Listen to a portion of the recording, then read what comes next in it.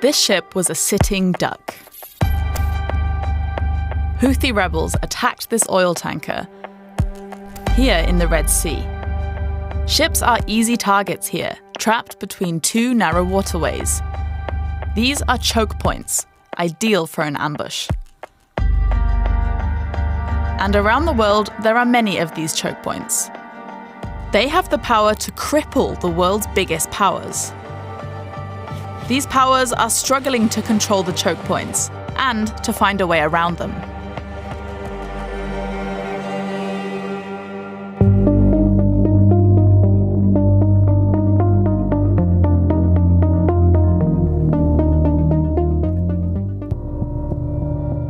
Back to the Red Sea. Houthi rebels posted this video, aiming to instill fear. It shows them taking over yet another commercial ship. They have attacked over 100 vessels here. The militia says this is a response to Israel's war in Gaza. As a result of the Houthi attacks, many commercial ships began to avoid the area. Instead of passing through the Bab al-Mandeb Strait, the Red Sea, and the Suez Canal, ships traveling from Asia to Europe, for example, started going all the way around Africa. This can add 12 days and huge costs. But other than attacks, there are risks that can seem almost ridiculous in comparison. Remember this? One of the world's largest container ships has turned sideways and blocked all traffic in Egypt's Suez Canal. The Ever Given got well and truly stuck. It was just an accident, but hundreds of ships got jammed in a queue behind it, and the internet lost its mind. It was freed after 6 days. This was already enough to mess with global supply chains. By the way, around 80% of the world's trade goes via sea, so it's super disruptive when even one key choke point gets blocked. That's why choke points throughout the world have been at the center of conflicts for centuries. That's what Sebastian Bruns told us. He's a researcher in maritime security. If you look at the history of sort of the 20th century, you see a lot of war plans that were designed around the idea of controlling choke points. And actually, that is still the case today. We'll focus on the 3 choke points that make 3 big powers vulnerable: the Strait of Malacca, the Danish Straits, and the Panama Canal.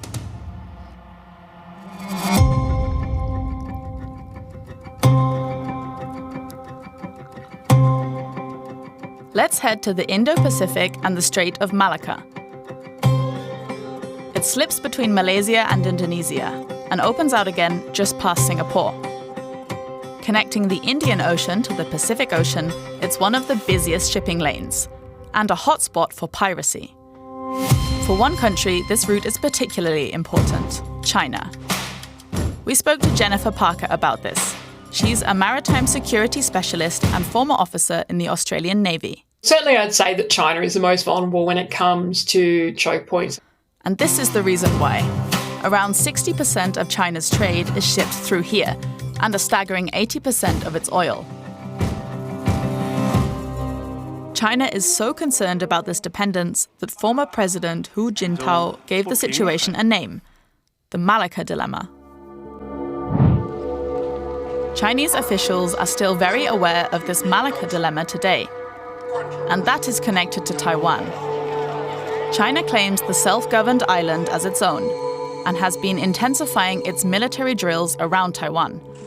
If China invades, the Malacca Dilemma could come back to bite. If other countries, including the US, come to Taiwan's aid, then the South China Sea and the Malacca Strait are going to become critical theatres in that conflict. Because China is reliant on oil imports that come through this choke point. Then you would see potentially the US and some of its partners and allies seek to restrict China's ability to maintain their war effort by either blockading or quarantining aspects of the Malacca Strait. So China has spent decades and billions of dollars trying to get around the Malacca Dilemma. We'll come to its exact strategy for dealing with its vulnerability later.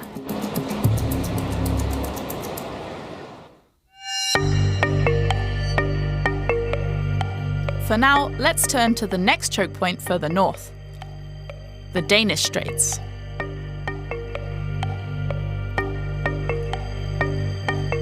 These narrow passages around the country of Denmark are vital for global trade.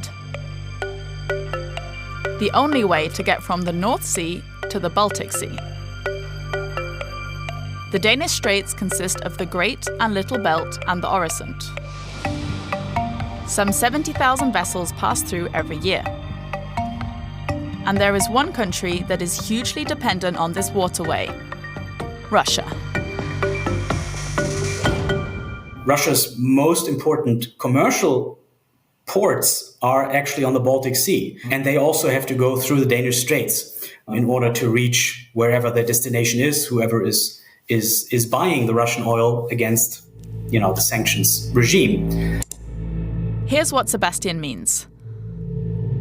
Oil tankers like this one, known as Udaya, carry Russian oil. Udaya departed from Russia and traveled to the Danish Straits. Even though the tanker is on the EU sanction list, so it isn't supposed to sail through EU waters.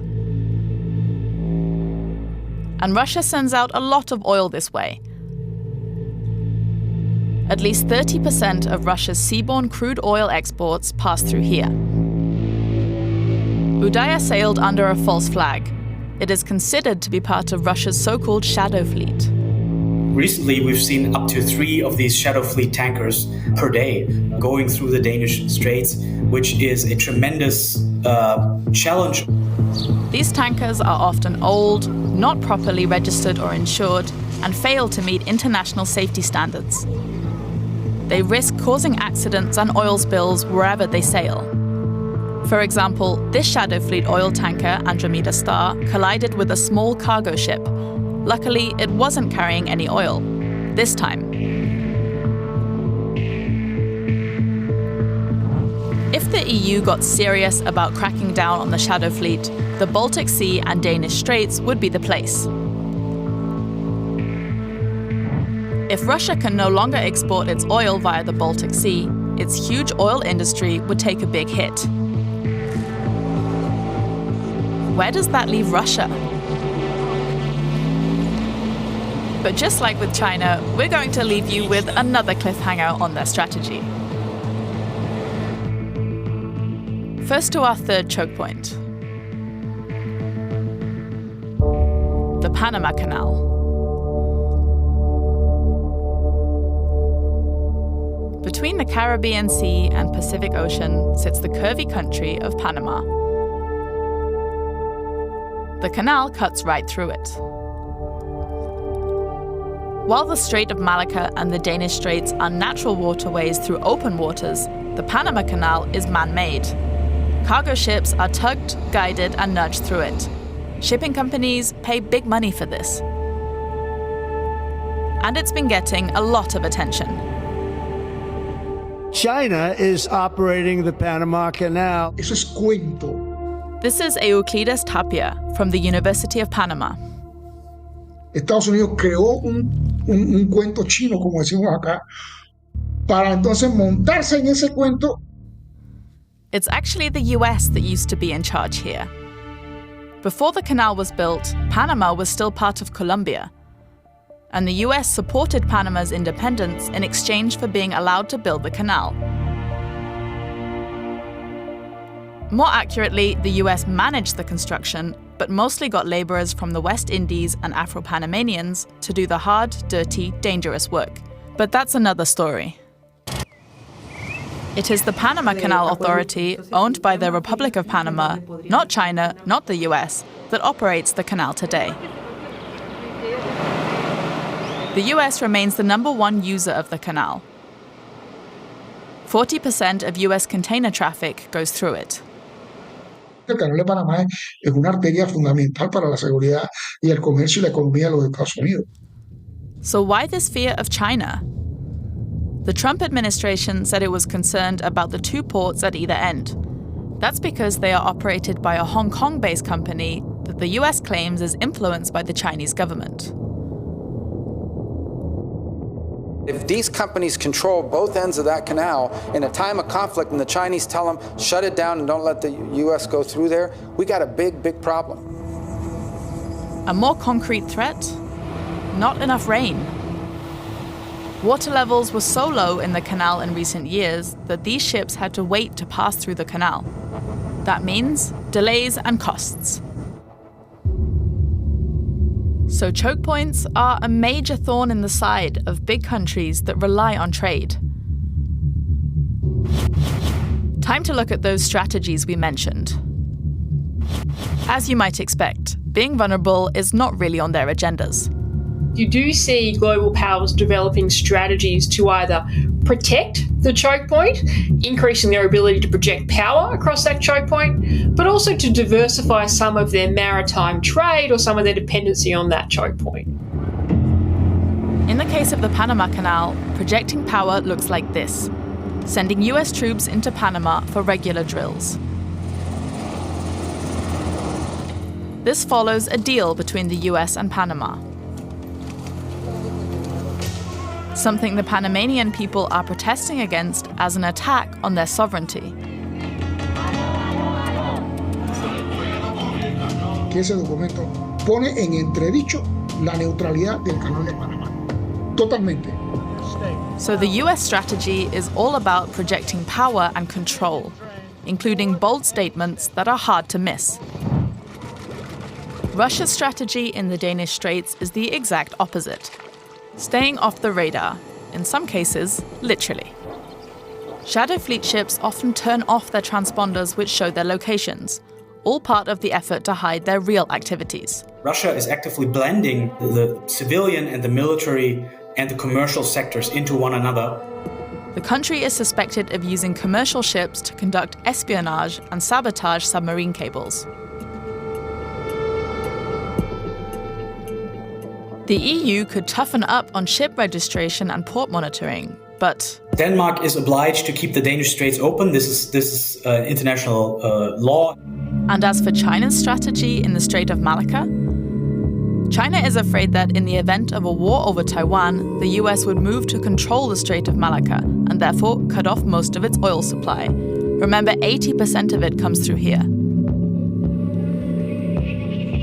This is why China is thirsty for alternatives and seeking deals like the one it has with Thailand to build the land bridge, a railway connection through Thailand with ports at either end. This would bypass the Strait of Malacca entirely, but it's not even close to being finished. China is also cozying up to Pakistan to be able to transport its goods via Pakistani ports. So China's strategy at its weak choke point is building alternatives, Russia's strategy is going incognito, and the US strategy is asserting power. An issue at any one of these choke points could affect the others. We cannot simply think in choke points, in one choke point. We cannot simply think in one theater, the Baltic Sea or so. We look at the map and that's that. No, the contrary is important. These choke points are interconnected. So, choke points are more than narrow strips of water at risk of becoming sites of ambush and objects of international ridicule. They are also drivers of foreign policy, arteries of trade, a focus for military planning, and essentially a real headache for world leaders trying to get around them.